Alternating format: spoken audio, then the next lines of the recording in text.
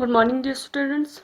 तो last class में हम पढ़ रहे थे मॉर्फोलॉजिकल एंड एनाटॉमिकल एविडेंसेस। ठीक है, एविडेंसेस ऑफ ऑर्गेनिक इवोल्यूशन में जो फर्स्ट हमारा है मॉर्फोलॉजिकल एंड एनाटॉमिकल एविडेंसेस। ठीक है, उसमें हमने बॉडी ऑर्गेनाइजेशन के बारे में पढ़ा था, होमोलोगस ऑर्गेनाइजेशन के बारे में पढ़ा था। ठीक है, बॉडी ऑर्गेनाइजेशन और होमोलोगस ऑर्गन के बेस पे हमें पता चल जाता है कि डिफरेंट एनिमल्स में या प्लांट्स में या मतलब लिविंग ऑर्गेनिजम्स में क्या हुआ है, ऑर्गेनिक इवोल्यूशन हुआ है। नेक्स्ट है हमारा है एनालॉगस ऑर्गन। ठीक है, नेक्स्ट जो है हमारा क्या है, एनालॉगस ऑर्गन। होमोलोगस ऑर्गन के बाद जो थर्ड है मॉर्फोलॉजिकल एंड एनाटॉमिकल एविडेंसेस में analogous organ. Third is analogous organ. Analogous organs. ठीक है, मॉर्फोलॉजिकल एंड एनाटॉमिकल एविडेंसेस में हमने पहले होमोलोगस ऑर्गन पढ़ा था। होमोलोगस ऑर्गन क्या होता है? होमोलोगस ऑर्गन वो ऑर्गन्स होता है जिसका बेसिक जो ओरिजिन है, जो एम्ब्रियोनिक ओरिजिन या बेसिक जो स्ट्रक्चर है वो सेम होता है, बट इनका फंक्शन क्या होता है, डिफरेंट होता है। ठीक है, फंक्शन क्या होता है, डिफरेंट होता है। अब एनालोगस ऑर्गन मतलब इसका क्या है, अपोजिट है। देखो, एनालोगस ऑर्गन वो ऑर्गन होता है, ठीक है, जिनका जो फंक्शन है, ठीक है, या फंक्शन है जो कि सुपरफिशियली सेम होता है, अलाइक होता है, या फंक्शन जो होता है इसका सेम होता है, लेकिन जो बेसिक ओरिजिन है वो डिफरेंट होता है। ठीक है, ये कन्वर्जन इवोल्यूशन के बेस्ड पे है। जो एनालोगस ऑर्गन है वो कन्वर्जन इवोल्यूशन के बेस्ड पे। होमोलोगस ऑर्गन हमने बताया था कि इनका बेसिक ओरिजिन सेम होता है, बट फंक्शन अलग अलग होता है। लेकिन इसमें एनालोगस ऑर्गन में बेसिक जो स्ट्रक्चर है, बेसिक ओरिजिन है वो डिफरेंट है, लेकिन फंक्शन क्या है, सबका सेम है। फंक्शन सबका सेम है, लेकिन फंक्शन सबका सेम है, लेकिन इनका ओरिजिन अलग अलग है। अलग अलग से ये क्या हो गया है, ओरिजिनेट हुआ है। इनका जो बेसिक स्ट्रक्चर है वो अलग अलग है, लेकिन फंक्शन सबका क्या है, सेम है। ठीक है, तो हम लिख सकते हैं मतलब analogous organ are the organs which have मतलब which have the same function and are superficially alike but are quite different in fundamental structure or embryonic origin. ठीक है, the organs which have the same function and are superficially alike but are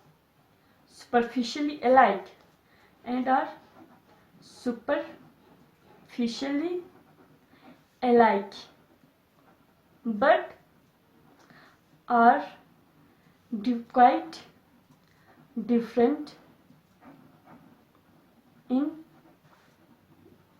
different in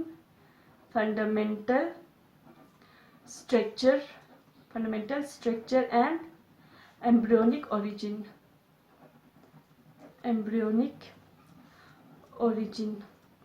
इसको कहते हैं analogous organ. ठीक है, वो organ जिसका function, ठीक है, फंक्शन क्या होता है, सेम होता है, लेकिन ओरिजिन डिफरेंट होता है। होमोलोगस ऑर्गन का ओरिजिन सेम होता है, फंक्शन अलग होता है। इनका एनालोगस ऑर्गन का ओरिजिन डिफरेंट होता है, फंक्शन सेम होता है। ठीक है, this are called analogous organ. Analogy is based on conversion evolution. ये किसके बेस पे है, कन्वर्ज मीन्स अलग अलग जो फंक्शन मतलब सॉरी सेम जो फंक्शन है, ठीक है, अलग अलग ओरिजिन बाद में कन्वर्ज होके मतलब फंक्शन इसका सेम हो जाता है। वो अलग ओरिजिन तो अलग अलग है, लेकिन बाद में क्या हो जाता है, कन्वर्ज होता है, मीन्स सेम फंक्शन होता है। तो analogy is based on, analogous organ is based on, analogy is based on convergent evolution. इसमें एग्जाम्पल आता है हमारा insects and bird wings.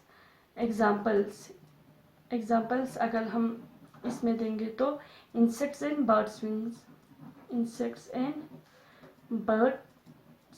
Wings. ठीक है, एक एग्जाम्पल ये है। सेकंड एग्जाम्पल है इसमें, example sting of STING, stings of honey bee and scorpion, honey bee and scorpion, ठीक है, हनी बी एंड स्कॉर्पियन, ठीक है। इन पहले एग्जांपल है एनालॉगस ऑर्गन में इंसेक्ट्स एंड बर्ड्स विंग। देखो इंसेक्ट्स एंड बर्ड विंग इसको एनालॉगस ऑर्गन में क्यों दिया है एग्जांपल, क्योंकि जो इंसेक्ट्स का विंग्स है पर है और बर्ड्स का विंग्स है, दोनों फ्लाई करने में इनका फंक्शन सेम है, दोनों एयर में क्या करता है, फ्लाई करता है, लेकिन इनका जो बेसिक ओरिजिन है वो अलग अलग है। तो ये एनालॉगस ऑर्गन में इसमें एग्जांपल के तौर पे हम लेते हैं, ठीक है। The wing of insects and the wing of birds are analogous organ because both these organs, ठीक है, both these organs means wing of insects and wings of birds are used for flying in the air, fly करने के लिए, air में fly करने के लिए use होता है। इंसेक्ट्स का विंग्स भी क्या होता है, फ्लाई करने में यूज करता है, बर्ड का विंग्स भी फ्लाई करता है, ठीक है, एयर में फ्लाई करता है, ठीक है, इसकी मदद से, विंग्स की मदद से। लेकिन इनका जो बेसिक स्ट्रक्चर होता है वो बिल्कुल अलग होता है, ठीक है, बेसिक ओरिजिन अलग होता है, ओरिजिन डिफरेंट होता है, ठीक है, बेसिक जो स्ट्रक्चर है, बेसिक ओरिजिन होता है वो डिफरेंट होता है, ठीक है। क्योंकि इंसेक्ट्स का विंग जो है वो उसके इंटीग्यूमेंट से, स्किन से, ठीक है, स्किन इंटीग्यूमेंट या जिसको स्किन कहा जाता है, स्किन के एक्सटेंशन की वजह से बनता है, ठीक है।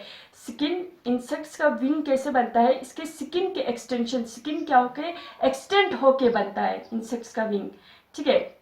जो बेसिक जो ओरिजिन है वो स्किन से बनता है, इंटीग्यूमेंट से बनता है, लेकिन बर्ड्स का जो विंग है वो हमें पता है वो लिम्ब बोन से बनता है। तो बेसिक ओरिजिन क्या हो गया, डिफरेंट हो गया, लेकिन दोनों का फंक्शन क्या है, सेम है, तो ये एनालॉगस ऑर्गन है, ठीक है। नेक्स्ट है स्टिंग ऑफ हनी बीज एंड स्कॉर्पियंस, ठीक है। स्कॉर्पियन मीन बिच्छू, पेलमनस, ठीक है, पेलमनस जिसे कहा जाता है। हनी बी और स्कॉर्पियन का जो स्टिंग है, टांग है, टांग जो मारते हैं, टांग, ठीक है, हनी बीज और स्कॉर्पियन का एक्चुअली दोनों क्या करता है, दोनों मतलब स्टिंग करने में यूज होता है। हनी बीज का स्टिंग भी हम मतलब स्टिंग करता है, ठीक है, स्कॉर्पियन का स्टिंग भी क्या करता है, स्टिंग करता है, लेकिन इनका जो बेसिक स्ट्रक्चर है वो अलग अलग है। हनी बीज का जो स्टिंग है वो इसके ओविपोजिटर से मॉडिफाई होके बनता है। जो बेसिक ओरिजिन जो है कहाँ से बनता है हनी बी का, इसका एक मतलब एक ऑर्गन होता है, एक स्ट्रक्चर होता है बॉडी के ऊपर, ओविपोजिटर एक्चुअली ओविपोजिटर से ही विच मतलब हेल्प्स इन एग लाइन, ओविपोजिटर से एग ले होता है, ठीक है। उस ओविपोजिटर की मॉडिफिकेशन की वजह से ये सिटिंग बनता है हनी बीज में। लेकिन स्कॉर्पियन का जो स्टिंग है, ठीक है, स्कॉर्पियन का जो स्टिंग है वो इसके लास्ट एब्डोमिनल सेगमेंट मॉडिफाई होके बनता है। तो दोनों का ओरिजिन डिफरेंट है, लेकिन इसका मतलब फंक्शन दोनों का सेम है, स्टिंग करना, टांग मारना है। तो मतलब ये क्या हो गया, ये एनालॉगस ऑर्गन के एग्जांपल्स हो गए। थर्ड हम फिर इसके बाद हमने पढ़ा body organisation, homologous organ, analogous organ. Next है हमारे पास connecting link. Morphological and anatomical organ में नेक्स्ट हमारे पास है फोर्थ है कनेक्टिंग लिंक। कनेक्टिंग लिंक, ठीक है, कनेक्टिंग लिंक। अब कनेक्टिंग लिंक क्या होता है, कनेक्टिंग लिंक मीन्स ये एक्चुअली लिविंग ऑर्गेनिज्म होता है। कनेक्टिंग लिंक क्या होता है, ये लिविंग ऑर्गेनिज्म होता है जो कि दो अलग अलग मतलब टेक्सोनोमिक कैटेगरी जो कैटेगरीज है उसका कैरेक्टर ये शेयर करता है। Means connecting link are the living organisms, ठीक है। मान लो लिविंग ऑर्गेनिज्म है, ठीक है, एक फॉर एग्जांपल कनेक्टिंग लिंक में मान लो वायरस है, वायरस नहीं sorry, for example living organism, virus तो नॉन लिविंग और लिविंग ऑर्गेनिज्म के बीच में कनेक्टिंग लिंक है। फॉर एग्जांपल अगर हम एग्जांपल लेंगे किस कनेक्टिंग लिंक का, पेरीपेटस, मान लो पेरीपेटस, ये एक ऑर्गेनिज्म है, लिविंग ऑर्गेनिज्म है पेरीपेटस, ठीक है। इसको कनेक्टिंग लिंक कहा जाता है पेरीपेटस, क्योंकि it shares the characteristic of two different taxonomic phyla, ठीक है। मीन्स पेरीपेटस के अंदर मतलब एक फाइलम के भी कैरेक्टर्स होंगे और दूसरे फाइलम के भी कैरेक्टर्स होंगे, दोनों फाइलम के कैरेक्टर इसमें मिक्स होंगे। Connecting link are the organisms, living organism which possess characters of two different groups of organism, which possess two different groups of organism. For example, peripetus जो है connecting link है Annelida और arthropoda के बीच में, Annelida और arthropoda के बीच में, आर्थ्रोपोडा ARTHROPODA, आर्थ्रोपोडा के बीच में ये कनेक्टिंग लिंक है। क्योंकि पेरीपेटस के अंदर एनिलिडा की भी कैरेक्टर्स होता है, आर्थ्रोपोडा के भी कैरेक्टर्स होता है। तो connecting link are the living organism which possess characteristic of two different groups of organism are known as the connecting link, या connecting link are the living organism that share the characteristic of two different taxonomic categories. ठीक है, तो हम लिख सकते हैं connecting link, fourth है हमारे पास कनेक्टिंग लिंक। ठीक है, क्या है कनेक्टिंग लिंक है। कनेक्टिंग लिंक को अगर हम डिफाइन करेंगे, कनेक्टिंग लिंक्स को डिफाइन करेंगे तो this are the living organism, the living organisms which possess characters of two different groups of organisms, or या living organisms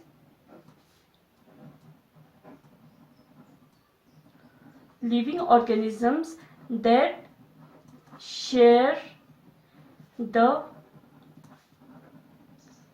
characteristic of two taxonomic categories,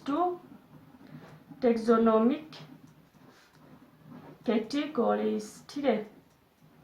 अब इसमें एग्जाम्पल कनेक्टिंग लिंक के बहुत सारे examples है।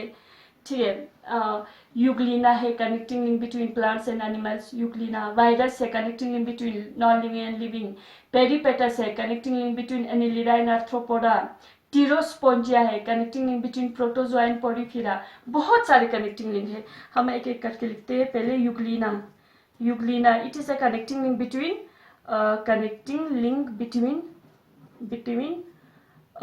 Between plants and animals. ये connecting link है plants और एनिमल्स के बीच का, क्योंकि यूग्लिना में प्लांट्स के कैरेक्टरिस्टिक भी होता है, एनिमल्स के कैरेक्टरिस्टिक भी होता है। नेक्स्ट है virus is a connecting link between non living and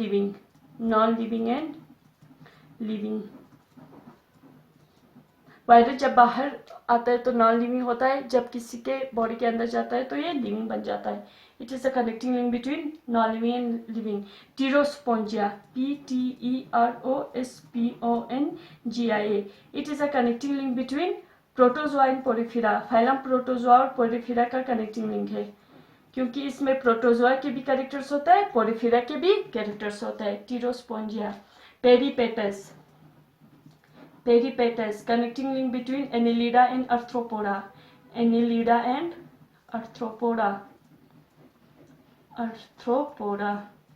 peripatus. नियोप्लेना, बहुत सारे कनेक्टिंग लिंक है। नियोप्लेना connecting link between annelida and Mollusca, phylum Mollusca के बीच में है कनेक्टिंग लिंक। नेक्स्ट है ब्लानोग्लोसस, connecting link between non कोडेट्स and कोडेट्स। ये क्या है?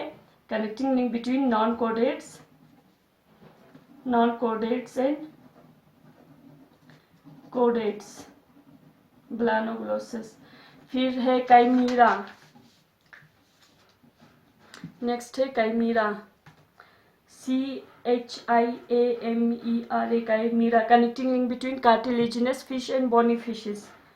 कार्टिलेजिनस एंड बोनी फिशेस के बीच में कनेक्टिंग लिंक है। Bony fishes chimaera. फिर है sphenodon, connecting link between reptiles and amphibians. Connecting link between amphibians and reptiles, amphibians and reptiles के बीच में है, ठीक है, कनेक्टिंग लिंक। फिर है डिप्नोई, कनेक्टिंग लिंक बिटवीन, ये डिप्नोई को लंग फिश भी कहा जाता है, lung fish, connecting link between fishes and amphibians, lung fish भी कहा जाता है। तो connecting link between fishes and amphibians.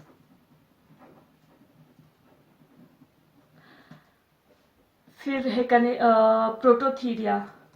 Prototheria या मोनोट्रीम्स जिसे कहा जाता है, monotremes. Connecting link between reptiles and mammals, ये क्या है, connecting link between reptiles and mammals, क्योंकि प्रोटोथीरिया में रेप्टाइल्स के भी कैरेक्टर्स होंगे, मैमल्स के भी कैरेक्टर्स होंगे, ये है कनेक्टिंग लिंक, ठीक है। तो कनेक्टिंग लिंक हमारा, connecting link means living organism, it is a living organism which possess characteristic of two different group of organism, ठीक है। तो ये हो गया हमारा कनेक्टिंग लिंक। नेक्स्ट है हमारे पास कनेक्टिंग लिंक के बाद वेस्टिजियल ऑर्गन। नेक्स्ट हमारे पास मॉर्फोलॉजिकल एंड एनाटॉमिकल एविडेंसेस में है वेस्टिजियल ऑर्गन। फिफ्थ है vestigial organ, vestigial organ, vestigial organs, vestigial organs, vestigial organs तो सबको पता होगा, ठीक है। वेस्टिजियल ऑर्गन्स वो ऑर्गन्स होता है जो कि मतलब अगर किसी ऑर्गेनिज्म में वो ऑर्गन प्रेजेंट है, ठीक है, अगर किसी ऑर्गेनिज्म में वो ऑर्गन प्रेजेंट है, ठीक है, तो वो ऑर्गन नॉन फंक्शन होगा, ठीक है। Vestigial organs are those organs which is non functional in the possessor, मतलब हमारे अंदर मान लो for example vestigial organ appendix है, ठीक है, हमारे पास अपेंडिक्स है, अपेंडिक्स हमारे बॉडी के अंदर है, ठीक है, हमारे पास है, लेकिन उसका कोई फंक्शन नहीं है, नॉन फंक्शनल, लेकिन अपेंडिक्स का कोई फंक्शन रहा होगा हमारे एंसेस्टर्स में, इसलिए वो क्या हो गया है, जनरेशन आफ्टर जनरेशन पास हुआ है, ठीक है। Vestigial organs are those organs which is non-functional in the possessor but were functional in ancestors, मतलब एंसिस्टर्स में कुछ फंक्शन करते होंगे, ठीक है, हमारे एंसिस्टर्स मीन्स मतलब जो एप है हमारे या मंकी से, उनमें कुछ फंक्शन करता होगा, ठीक है, इसीलिए ये क्या हो गया है, पास हो गया है जनरेशन आफ्टर जनरेशन। तो वेस्टिजियल ऑर्गन उन ऑर्गन को कहा जाता है जो कि पोजेसर में, अगर मेरे पास है तो मेरे अंदर ये नॉन फंक्शनल है, लेकिन मेरे एंसिस्टर्स में ये पहले कोई फंक्शन करता होगा, ठीक है, ठीक है। तो वेस्टिजियल ऑर्गन जो होता है वो फुल्ली डेवलप्ड या फंक्शनल या नेसेसरी होता है एंसिस्टरल फॉर्म में, एंसिस्टरल फॉर्म में वो होना जरूरी है क्योंकि वो फंक्शनल है, लेकिन ग्रेजुअली डिसअपियर हुआ है, ग्रेजुअली उसका फंक्शन डिसअपियर हुआ है, ग्रेजुअली उसका नेसेसिटी डिसअपियर हुआ है, लेकिन वो ऑर्गन अभी भी हम में प्रेजेंट है। तो बहुत सारे ह्यूमन बॉडी में तो इतने सारे वेस्टिजियल ऑर्गन है, जैसे कि विजडम टूथ है, अपेंडिक्स है या टेल बोन है, बहुत सारे वेस्टिजियल ऑर्गन है। तो वेस्टिजियल ऑर्गन्स क्या होता है, वेस्टिजियल ऑर्गन्स लिख सकते हैं हम, vestigial organs are those organs which is non-functional in the possessor but were functional in ancestors, ये पोजेसर में नॉन फंक्शनल है बट लेकिन फंक्शनल इन एंसेस्टर्स, ठीक है, या कह सकते हैं हम the vestigial organs are vestigial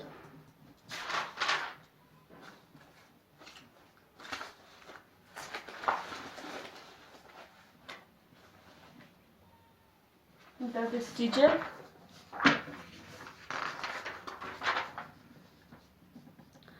organs, the vestigial organs were fully developed, functional and necessary and necessary in the ancestral form, but are gradually disappearing in the living forms.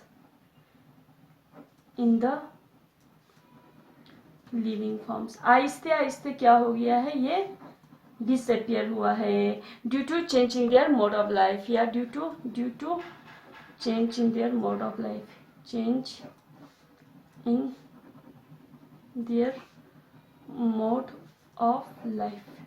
तो vestigial organs are those organs which is non-functional in the possessor but were functional in the ancestors. ठीक है. अब बहुत सारे vestigial organs है, बहुत सारे vestigial organs के एग्जाम्पल है. ठीक है.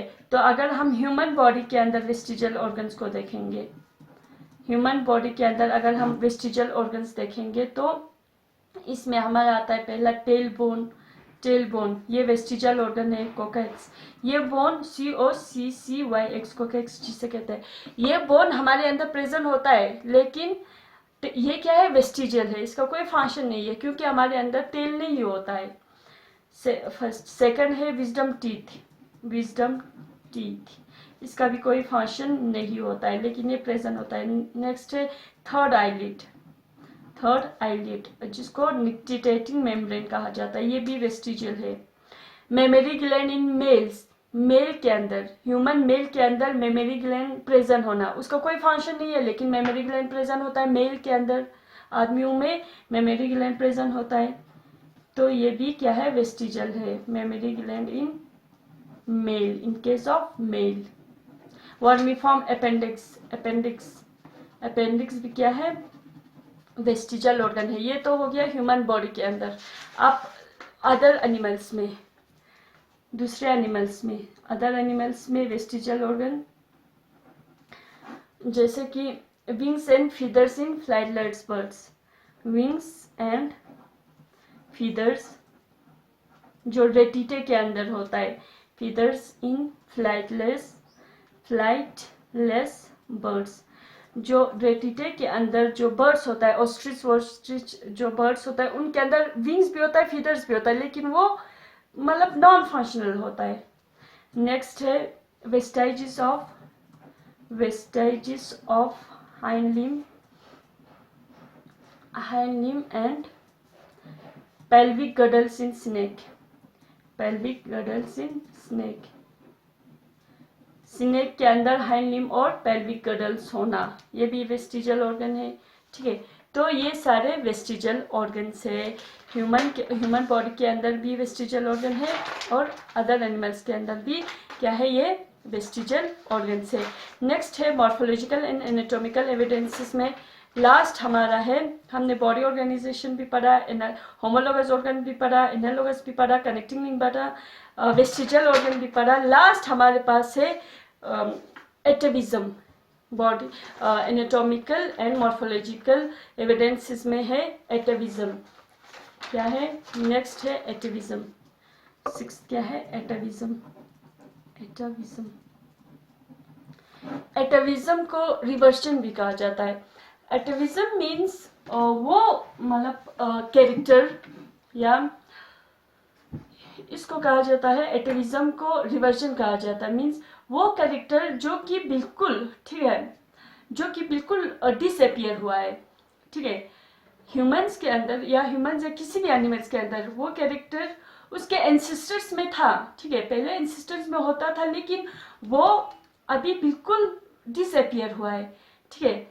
जैसे कि हमारे जो एंसेस्टर्स है, ह्यूमन बींग्स का एंसेस्टर है, जैसे कि मंकीज में क्या होता है, टेल होता है. ठीक है. टेल मंकीज, मतलब मंकीज में हमारे एंसेस्टर्स में टेल होता है. ठीक है. लेकिन वो बिल्कुल ह्यूमन बींग्स में कंप्लीटली डिसअपियर हुआ है. वो कैरेक्टर, वो टेल कंप्लीटली मतलब इवोल्यूशन होने की वजह से वो कंप्लीटली क्या हो गया है, डिसअपियर हो गया है. अब फिर से वही एंसेस्टर के कैरेक्टर्स फिर से रीअपियर होना. अगर किसी बच्चे में या किसी इंसान में अगर टेल प्रेजेंट होता है अभी, तो वो एंसेस्टर करेक्टर क्या हो गया, रीअपियर हो गया, उसको कहा जाता है एटेविज्म।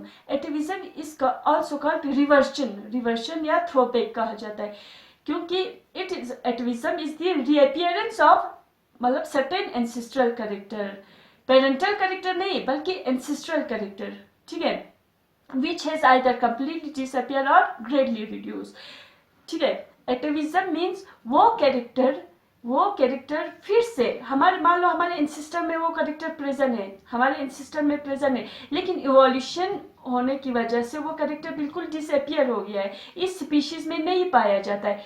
लेकिन अगर इस स्पीशीज में फिर से ये मतलब एंसेस्टर कैरेक्टर रीअपियर हो रहा है, किसी स्पीशीज में वो एंसेस्टर कैरेक्टर दिखा रहा है, तो उसको कहा जाता है atavism. Atavism is also called as reversion और थ्रोबैक THROWBACK। तो एटेविज्म और reversion is the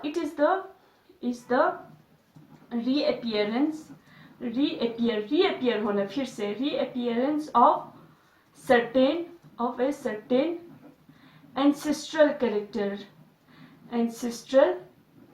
character, not parental one, ठीक है, ancestral not parental character, not parental structure या character, parental structure which has either completely disappeared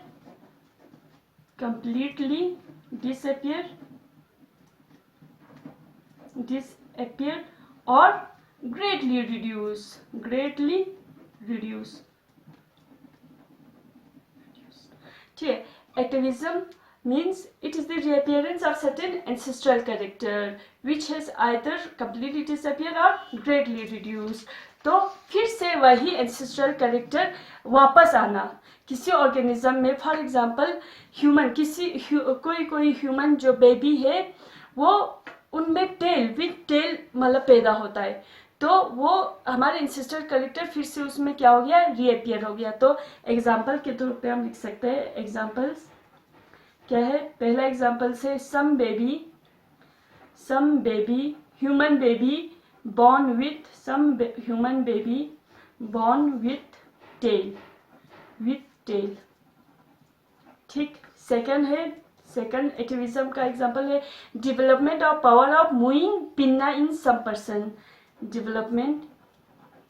some human baby development of power of moving pinna in some person, कोई आदमियों में, ठीक है, इंसानों में वो क्या करते हैं, अपने जो ईयर के पिन्ना है, ईयर को ऐसे मूव करता है। तो ये मूव क्यों होता है, क्योंकि ये एंसेस्टर कैरेक्टर है, मंकीज और एप्स में वो ईयर मूव होते रहते हैं, तो वो उसमें क्या हो गया है, रीअपियर हुआ है, ठीक है। इसका इवोल्यूशन एक्चुअली कंप्लीट नहीं हुआ है इस आदमी का, ठीक है। और थर्ड जो एग्जांपल है long and dense here in human baby known as lion baby, LION, lion baby। तो कोई बच्चा मतलब अगर उसमें बहुत सारे मतलब विथ हेयर पैदा होता है, ठीक है, क्योंकि मेमल्स का बेसिक कैरेक्टर क्या है, जो एंसेस्टर जो हमारे मेमल्स जो प्रिमेटिव मेमल्स थे उनमें बहुत सारे हेयर थे, तो वही फिर से क्या हो गया है, रीअपियर हुआ है उस बेबी में, तो उसको लाइन बेबी कहा जाता है। ये है एटेविज्म के कुछ एग्जांपल्स, ठीक है। नेक्स्ट जो हमारा है ये हो गया मॉर्फोलॉजिकल एंड एनाटॉमिकल एविडेंसेस, ठीक है। इसमें मॉर्फोलॉजिकल एंड एनाटॉमिकल एविडेंसेस में हमने बॉडी ऑर्गेनाइजेशन पढ़ा, होमोलोगस पढ़ा, एनालोगस पढ़ा, कनेक्टिंग लिंक पढ़ा, वेस्टिजियल ऑर्गन पढ़ा और एटेविज्म पढ़ा। नेक्स्ट एविडेंसेस है एम्ब्रियोलॉजिकल एविडेंसेस, इंशाल्लाह हम कल नेक्स्ट क्लास में पढ़ेंगे, ठीक है। Thank you very much.